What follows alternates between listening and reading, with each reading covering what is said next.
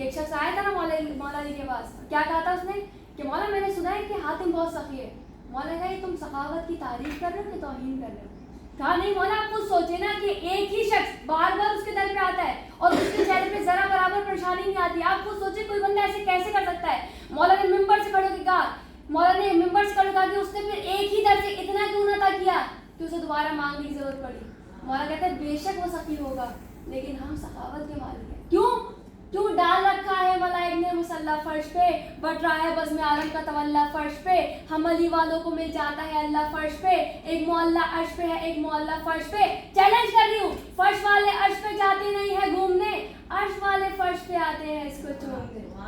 عرش والے فرش پہ آتے ہیں اس کو چومنے. کہ جب علی نے کہا نا ممبر پہ کہ سلونی جو پوچھنا ہے مجھ سے پوچھ لو, تو ایک شخص کھڑا ہو کے پوچھا کہ مولا آج میں کھانے میں کیا کھاؤں گا. تو مولا نے کہا آج تم دودھ چاول کھاؤ گے. تو کہا مولا آج میں یہی نہیں کھاؤں گا. اب گھر گیا, بیوی سے پوچھا کیا بنا ہے کھانے میں. بیوی نے کہا دودھ چاول بنے. کہا یہ نہیں کھاؤں گا. کہا تو کچھ اور جا کے پڑوسی سے مانگ کے لے گیا. اب جب بیوی گئی ہے تو جیسے ہی بیوی گھر آئی تو پھر اس کو شوہر نے کہا تو کچھ میرے لیے مانگ کے لے گی نہیں. کہا میں کیا کروں, میں جس گھر میں بھی جاتی ہوں ہر گھر میں دودھ چاول بنے. تو کہا ماجرا کیا ہے. کہا نہیں ماجرا نہیں بتانا. اتنے میں پریشان ہو کے گھر سے باہر نکل گیا. اب دیکھا کہ وہاں سے ایک لشکر جا رہا تھا. لشکر سے پوچھا بھائی کھانے میں کیا ہے. کہا دودھ چاول. کہا آس پاس سے پوچھ بتا دو, میں دودھ چاول نہیں کھا سکتا. کہا سب کے پاس دودھ چاول ہے. اس نے کہا بھائی ہمارا لشکر ایسے, اب تو نے پوچھ لیا تو تجھے یہی کھانا پڑے گا. تو اس نے کہا میں نہیں کھاؤں گا. تو ان لوگوں نے مار اسے دودھ چاول کھلائے. اب جب مدینے کی جانب سے گزرا تھا نا, علی نے پوچھا آج کھانے میں کیا کھایا. کہا مولا دودھ چاول نہیں کھایا. مولا کہا جھوٹے, تو نے مار بھی کھائی اور دودھ چاول بھی کھائی. تو نے مار بھی کھائی ہے اور دودھ چاول بھی کھایا. تو یہ وہ لوگ ہیں جو ولایت کا انکار کر رہے تھے. تو مولا کہا اگر تو میری ولایت کا انکار نہیں کرتا نا تو خالی دودھ چاول کھاتا, لیکن تو نے میری ولایت کا انکار کیا اس لیے تو نے مار بھی کھائی ہے. تو دیکھیں ان ہستیوں کا مرتبہ. اور آج آپ دیکھیں دنیا میں ہم سب خدا سے کیا مانگ رہے ہیں, جنت مانگتے ہیں کہ نہیں. ہم نمازیں کو پڑھ رہے ہیں جنت کے لیے پڑھ رہے ہیں, ہم گناہ کی معافی کو مانگ رہے ہیں جنت کے لیے مانگ رہے ہیں کہ نہیں. آپ خود سوچیں, مولا علی فرما رہے ہیں کہ 50% لوگ عبادت اس لیے کرتے ہیں کہ جنت کی لالچ ہوتی ہے اور 50% اس لیے کرتے ہیں کہ جہنم کا خوف ہوتا ہے. مولا علی فرماتے ہیں کہ میں اپنے رب کی عبادت اس لیے کرتا ہوں وہ لائق عبادت ہے. تو ہمارے ملک میں کیا ہے, ہم کیا کر رہے ہیں, ہم عبادت کس لیے کر رہے ہیں, ہم عبادت کر ہی اس لیے رہے ہیں جنت کی لالچ سے. سب کیا حقیقت بتاؤں کہ جنت کہاں 14 کے ملنگوں کا ہدف ہے. جنت کہاں 14 کے ملنگوں کا ہدف ہے. سچ یہ ہے کہ جنت سے ہنسی تر تو نجف ہے. سچ یہ ہے کہ جنت سے ہنسی تر تو نجف ہے, اور جنت سے کہیں دور ہے 14 کی رہائش. جنت سے کہیں دور ہے 14 کی رہائش, اور جنت سے کہیں رستہ اس گھر کی طرف ہے. کہ دیکھیں ہم دنیا خدا سے مانگ رہی جنت, جبکہ آپ کو میں سچ بتاؤں اب جنت خدا کی تو ہے نہیں. کیوں؟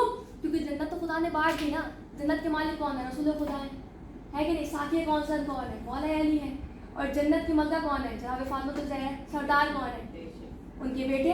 تو جنت تو خدا کی ہے ہی نہیں نا. تو پھر خدا سب کی مان, خدا کہہ رہے ان کے ذریعے میرے پاس آؤ, ان کے ذریعے سے دوں گا دنیا. خدا بھائی تو خدا کہہ رہے جب میں نے وہاں سے کوئی چیز بنا وسیلے کے نہیں بھیجی, تم یہاں سے مجھ تک کیسے آؤ گے بنا وسیلے کے. اگر بنا وسیلے کے خدا کو بھیجنا ہوتا تو خدا نے قرآن کو پہاڑ بھی نازل نہیں کیا.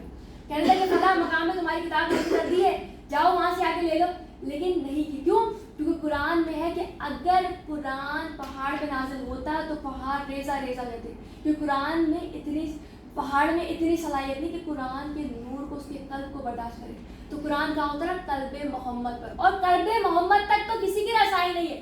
بھائی جتنے بھی صحابی آئے نا, یقین جانے پیروں پہ آئے نبی کے, لیکن جب 13 جب کو مولا علی آئے تو ہاتھوں پہ آئے. 3 جماعت اسلامی کو جناب فاطمہ الزہرا آئی, ہاتھوں پہ آئی. اور پھر 15 رمضان کو حسن مجتبیٰ آئے, کہاں پہ آئے, ہاتھوں پہ آئے. 3 شعبان کو حسین ابن علی آئے, گئے ہاتھوں پہ. اب پر چلا کہ صحابہ اور اہل بیت میں کتنا بڑا فرق ہے. اتنا ہی فرق ہے جتنا ہاتھ اور پیروں میں, اتنا ہی فرق ہے جتنا ہاتھ اور پیروں میں. اور جب دنیا سے جا رہے تھے نا, نبی کا 2 چیزیں تمہارے درمیان چھوڑ کے جا رہا ہوں, ایک قرآن اور ایک اہل بیت. دونوں سے غافل مت ہونا. کیوں؟ قرآن جیسی کتاب کوئی نہیں, علی جیسا امام کوئی نہیں.